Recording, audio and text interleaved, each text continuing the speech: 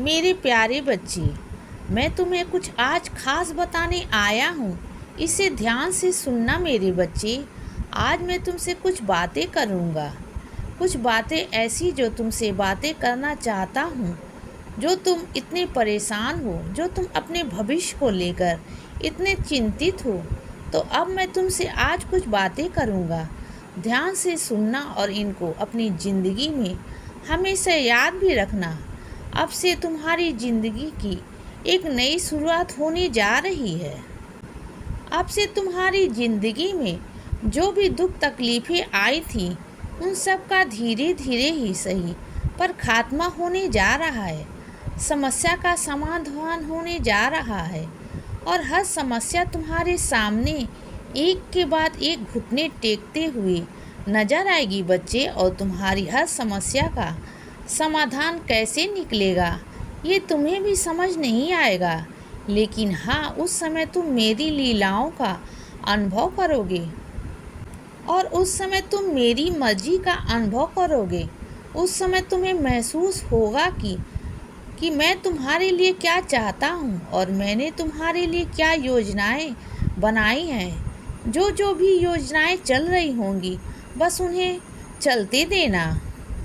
तुम्हारी ज़िंदगी में जो भी घटित हो रहा है, हो सकता है शुरुआत में तुम्हें समझ में नहीं आए, लेकिन याद रखना कि धीरे धीरे तुम्हें सारी चीज़ें अपने आप समझ में आने लगेंगी और तब तुम्हें पता चलेगा मेरी मर्जी, मेरी योजनाएं क्या है, मैं तुम्हारे बारे में क्या सोचता हूँ और मैंने तुम्हारे लिए क्या कुछ सोच कर रखा हुआ है। बच्चे, ऐसा नहीं है कि मुझे तुम्हारी फिक्र नहीं है और ऐसा भी नहीं है कि मैं तुम्हारे बारे में सोचता नहीं हूँ, लेकिन मेरे करने का और मेरे सोचने का अपना ही एक तरीका है, जिसको लेकर मैं तुमसे हमेशा कहता हूँ कि तुम चिंता मत करो, क्योंकि तुम्हारी सारी चिंताएं तो मैंने ले रखी है।